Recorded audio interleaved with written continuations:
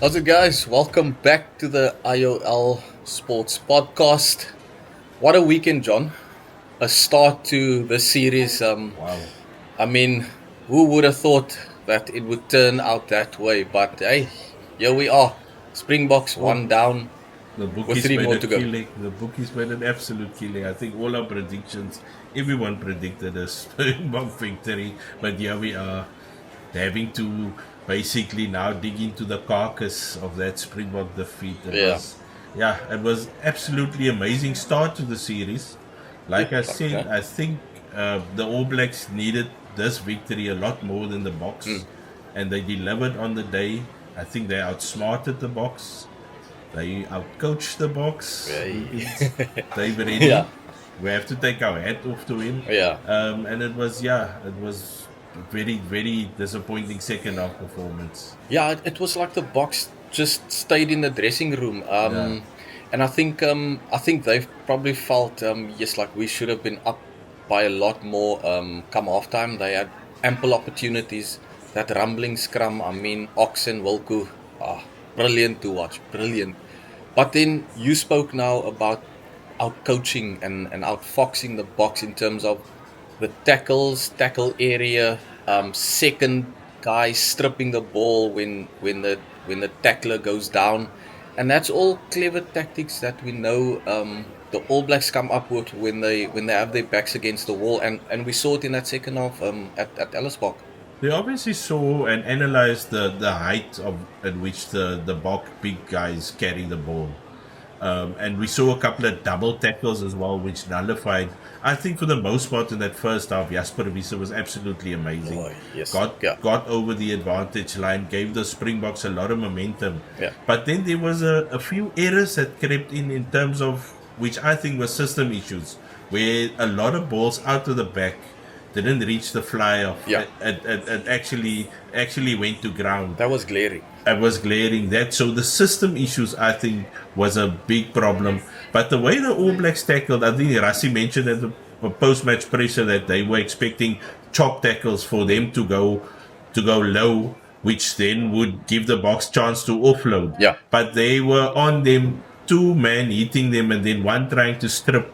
And the biggest strip of them all was Malcolm Marx in front of the trailer. in front of the timeline. If he scores there, the Boks are 8 points up Yeah, and they're dominating. Maybe get another penalty at the end of the first half.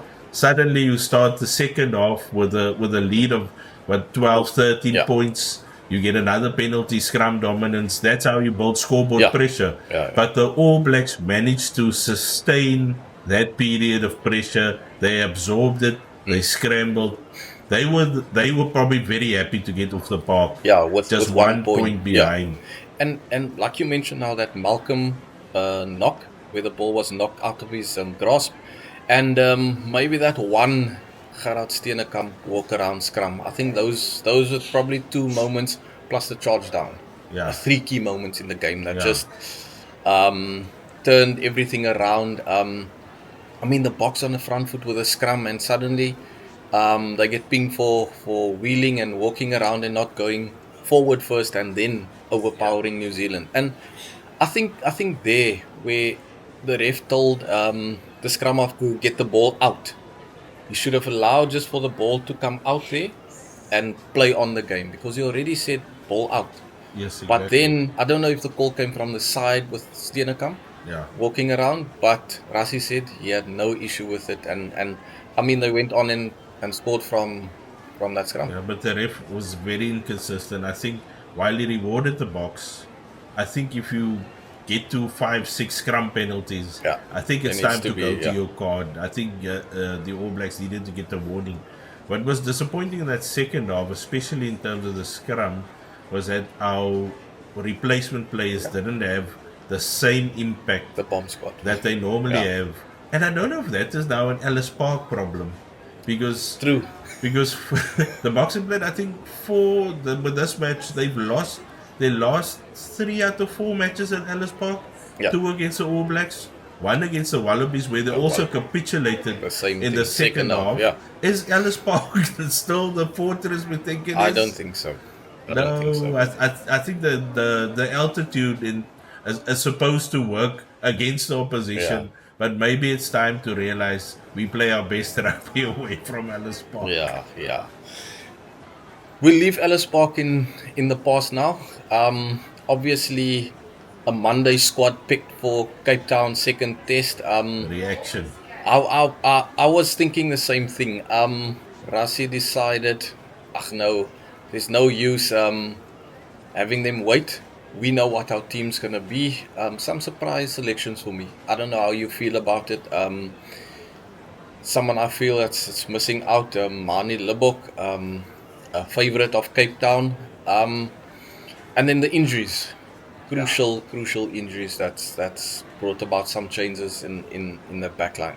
Yeah, this series was always going to test your depth, and before the series, we thought that the Springboks might have the upper hand in terms of the depth. Yeah. But now in one match, they lost Cheslin Colby, they lost Grant Williams, massive players for them going into the Cape Town match.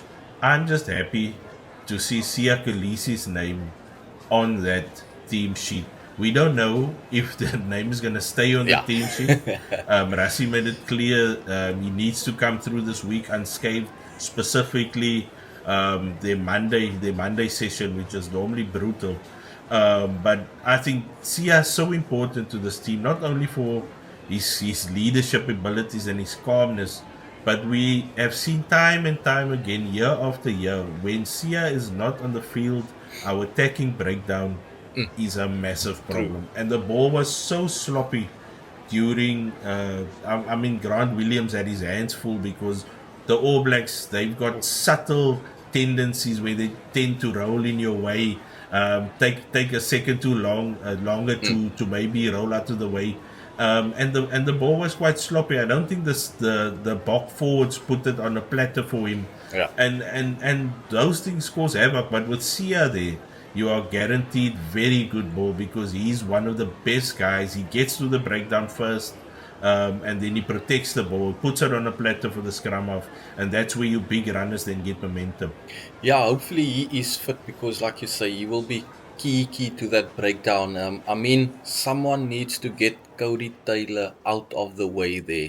He can't be lying on his tummy, playing the ball, looking at the ref in his face, and the ref just shouts off, and then he still goes for a last up, and then when the ref says the third off, then he lets go. Exactly. By that time, the ball's so slow. The defensive line, it's been reset, and the box bar, Jasper Wiese. But that is street smart.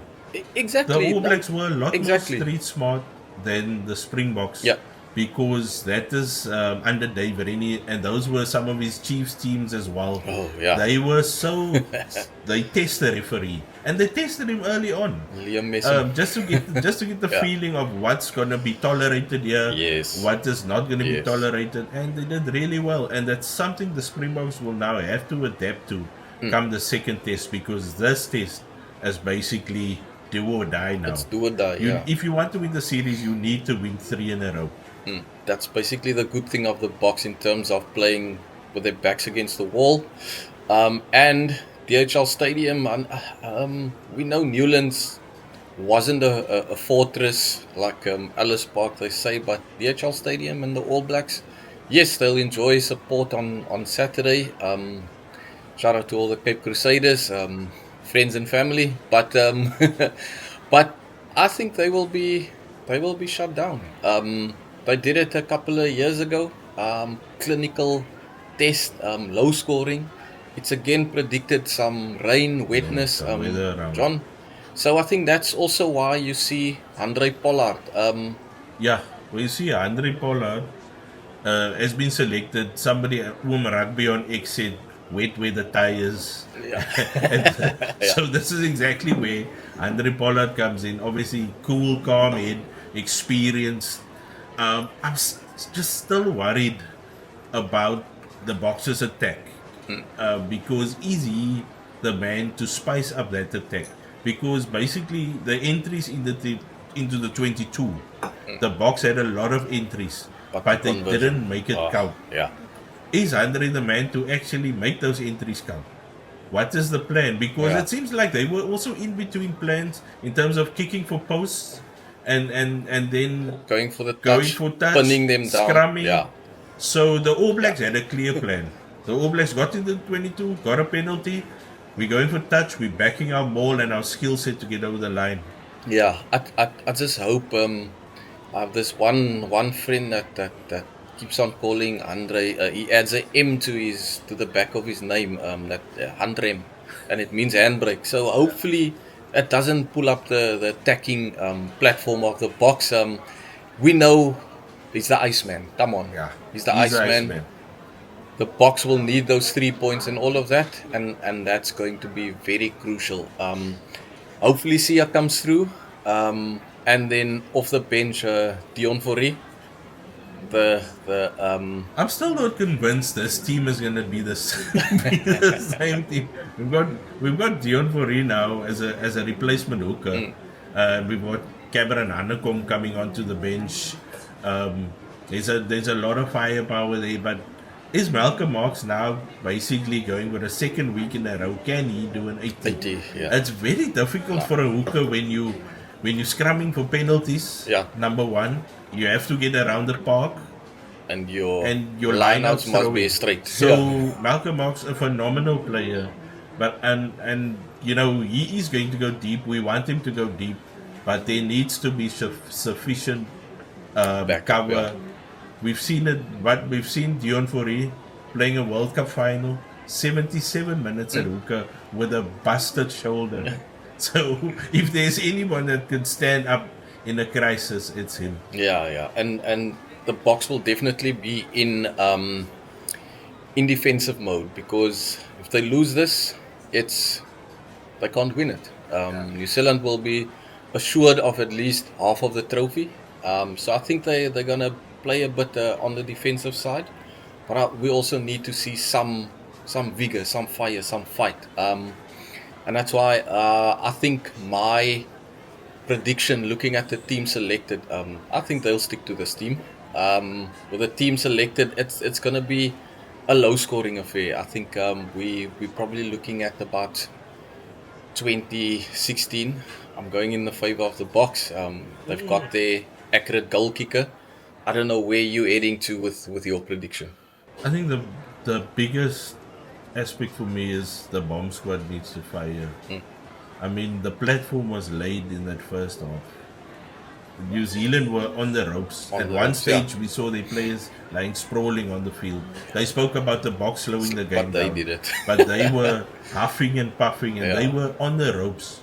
But basically in true Boks style, they came out to that period.